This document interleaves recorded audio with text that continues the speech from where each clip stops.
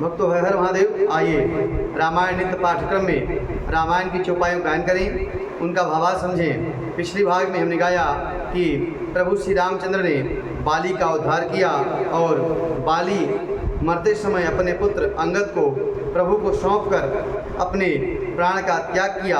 और प्राण का त्याग कैसे किया? जैसे हाथी के गले से पुष्पों की माला खिसक जाती है तो हाथी को पता नहीं चलता, ठीक उसी प्रकार बाली ने जब अपने प्राण का त्याग किया तो जो मरते समय जन्मत मरत विषह दुख होई ऐसा लिखा है, तो वह कष्ट बाली को नहीं लगा।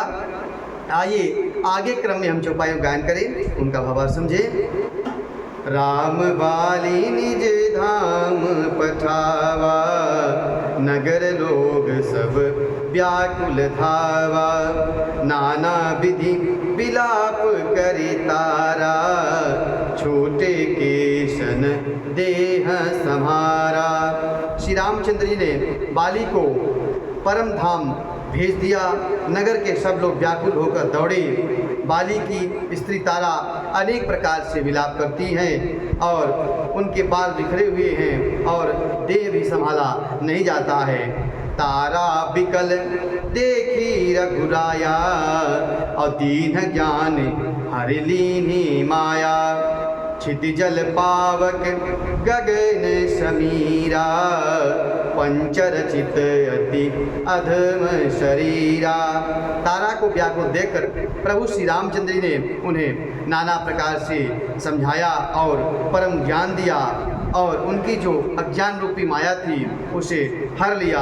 उन्होंने कहा, पृथ्वी जल अग्नि आकाश और वायु, इन 5 तत्वों से यह अत्यंत अधम शरीर रचा गया है।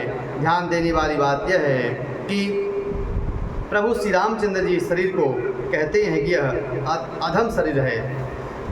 प्रगट सुतनु तब आगे सोचा, जीवन नित्य कहीं लगी तुम रोवा। उपजा ज्ञान चरण तब लागी, लीन सी परम भगति वर मागी। यह शरीर तो प्रत्यक्ष तुम्हारे सामने सोया हुआ है और जीव नित्य है, फिर तुम किसके लिए रो रही हो? जब ज्ञान उत्पन्न हुआ तब वह भगवान के चरणों में लगी और उसने भगवान की परम भक्ति वरदान के स्वरूप में प्रभु श्री रामचंद्र से मांगा। उमा दारु जोशिति की नाई, सब ही नचावत राम गोसाई। तब सुग्रीव ही आय सुदीना, मृतक कर्म विधिवत सब कीना। शिव जी कहते हैं कि हे उमा, स्वामी राम जी सबको कठपुतली की तरह नचाते हैं। तदंतर श्री राम जी ने सुग्रीव से कहा कि वह जाएं और अपने बाली का यथोचित मृतक कर्म करें।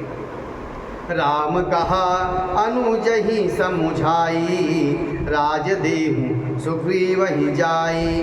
रघुपति चरण नाई करी माथा, चले सकल प्रेरित रघुनाथा।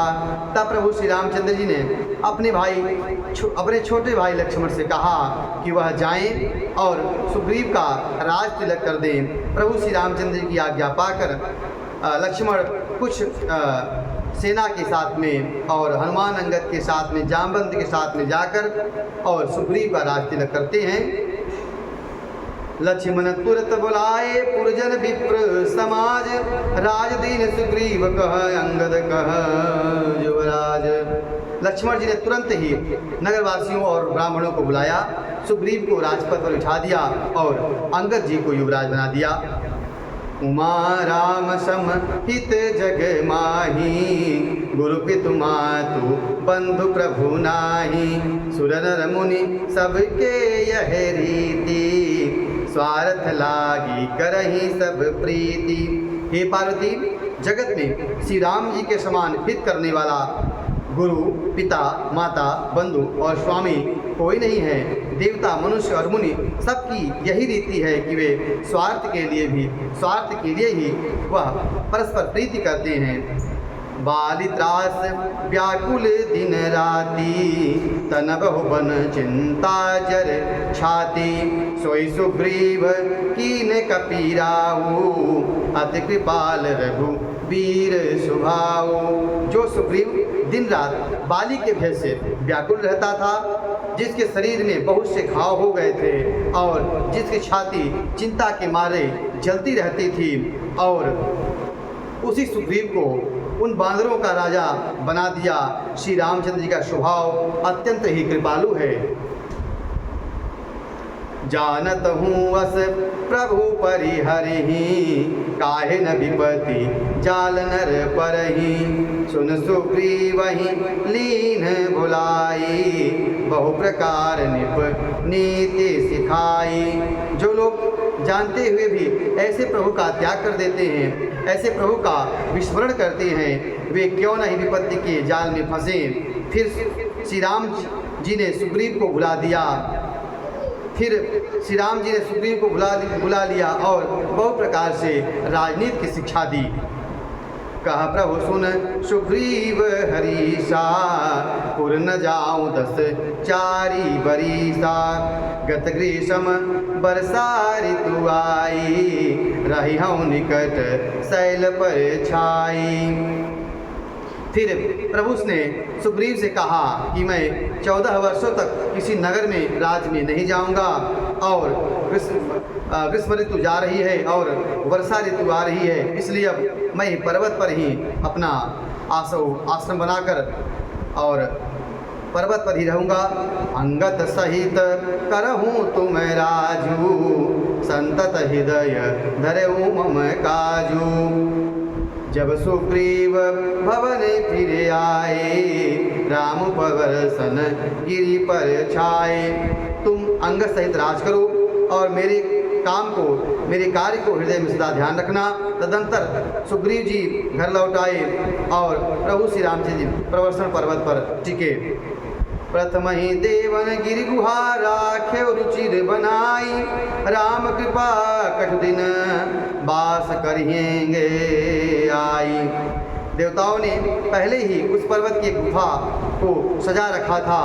उन्होंने सोच रखा था कि कृपा की खान श्री राम जी कुछ दिन यहाँ आकर निवास करेंगे। सुंदर बन कुसमित यति शोभा, गुंजत मधुप निकर मधुलोभा।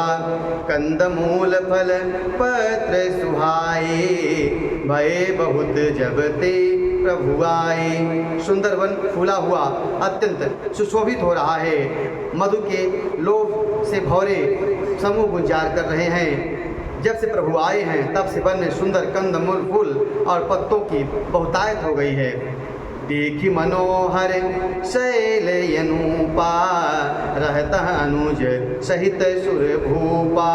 मधुकर खग मृग तनुधरी देवा, करहि सिद्ध मुनि प्रभु के सेवा। मनोहर अनुभव पर्वत को देखकर देवताओं के सम्राट श्री राम जी छोटे भाई सहित वहाँ रह गए।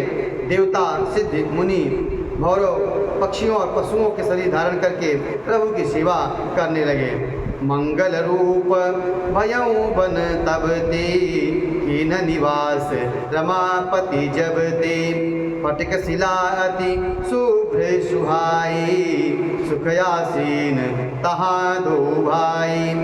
जब से रमापति श्री राम जी ने वहाँ निवास किया तब से वह वन मंगलमय हो गया।